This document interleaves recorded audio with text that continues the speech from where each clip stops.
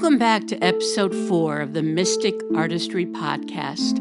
I'm your host, Susan, an intuitive artist, teacher, musician, author, and illustrator. And this space is where creative praxis meets the unseen. Today we're talking about imagination as sanctuary. Albert Einstein once said, "Imagination is more important than knowledge." And yet we're living in a world that feeds us endless information, but very little inner imagery. What happens to a child or an adult when the nervous system is wired for survival instead of wonder? This episode is not about blaming young people. It is about understanding 3 things. 1, trauma shrinks the imagination. When someone is trauma-wired, the brain prioritizes survival.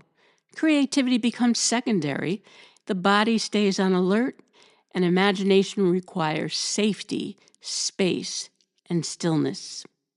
Number 2 is stimulation is not imagination. This is a crucial distinction. Video games equal reactive imagery, social media equals rapid consumption, and algorithms feed images. Imagination is self-generated.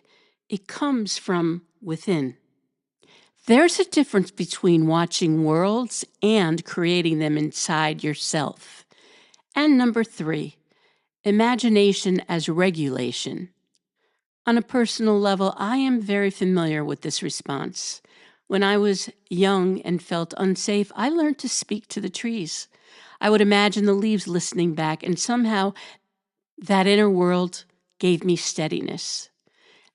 The inner rooms we build when the outer world doesn't feel safe should be permitted to expand and reveal something better.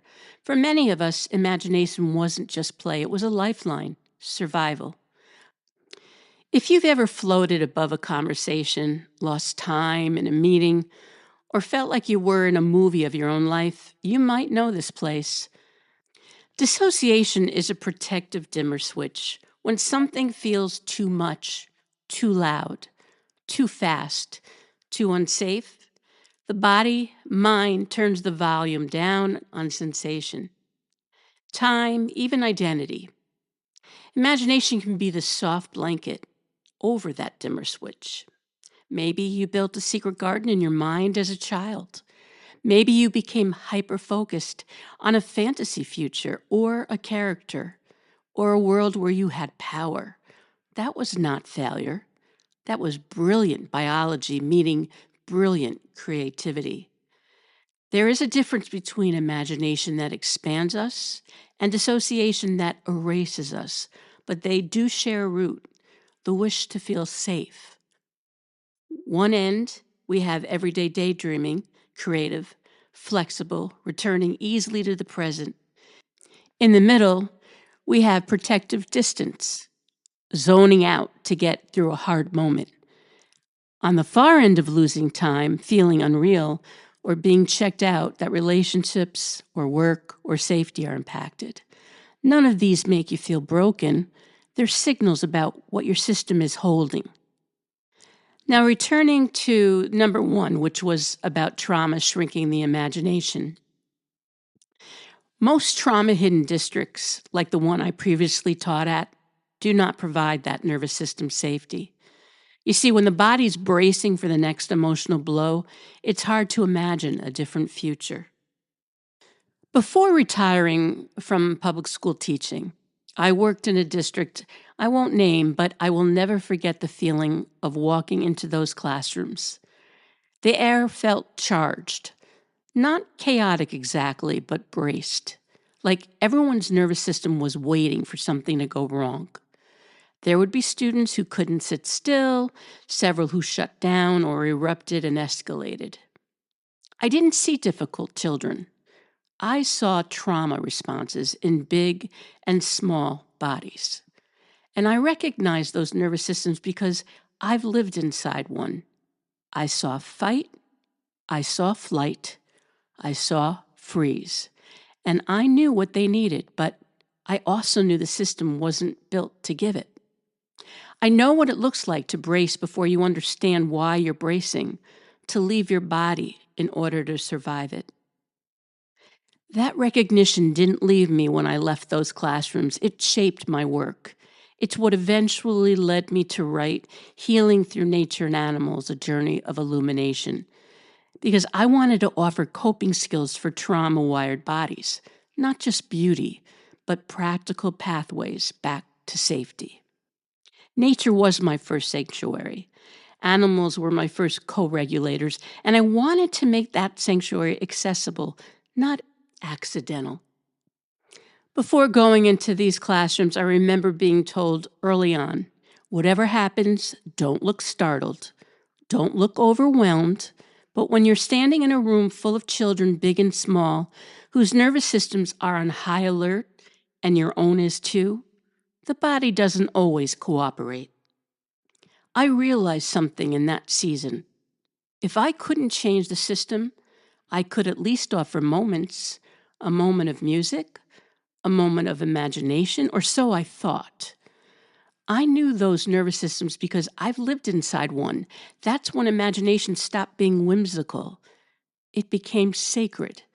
It became medicine. It became the one place no one could evade. I was also asked to teach the history of music, to walk them through centuries of sound and story. And I love those traditions and our musical history. They do matter. They're beautiful, but it did not take me long to notice something. You can't ask a child whose body is braced for danger to analyze an aria. You can't ask a nervous system in survival mode to appreciate nuance. Their brains weren't wired for cultural appreciation in that moment. They were wired for safety. We were talking about composers and costumes and classical forms, while some of them were going home to chaos. We were asking them to connect with 19th century opera when they were struggling to survive Tuesday. I realized I wasn't frustrated with the music. I was frustrated with the sequence. We were starting with history instead of safety. We were starting with performance instead of presence. I realized I had to meet them where they were, not where the curriculum began, where they were. So I started inviting them to bring in the music that mattered to them, the songs that filled their headphones, the rhythms that carried their anger, their grief, their bravado. Some of it was raw. Some of it was laced with language and violence that made adults uncomfortable.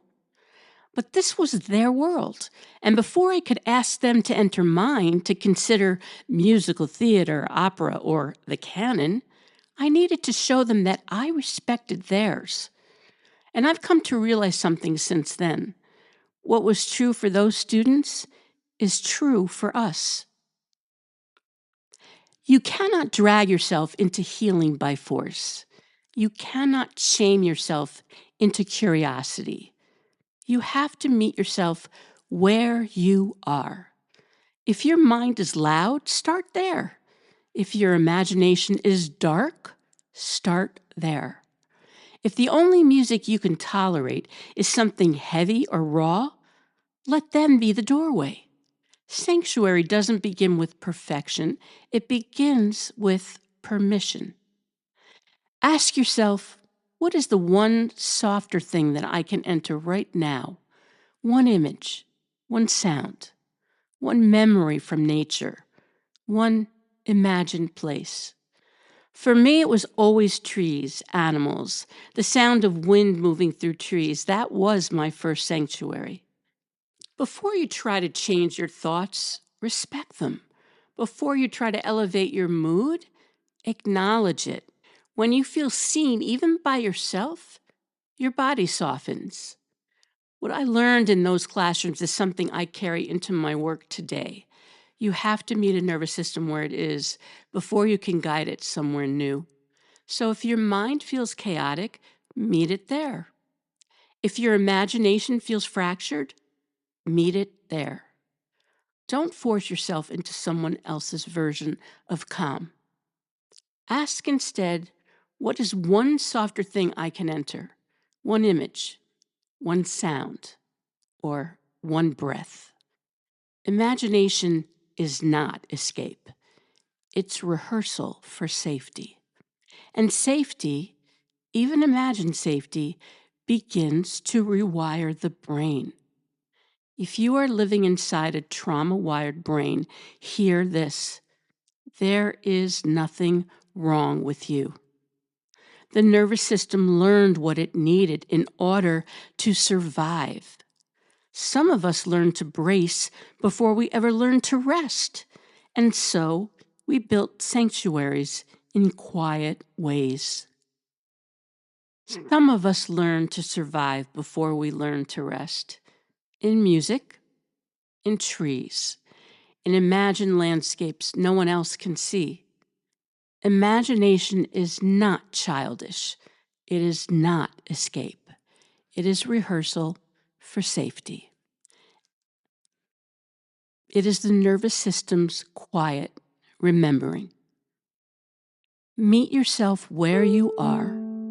Offer yourself one softer thing or gentle image tonight, and let that be enough. As always, I am listening.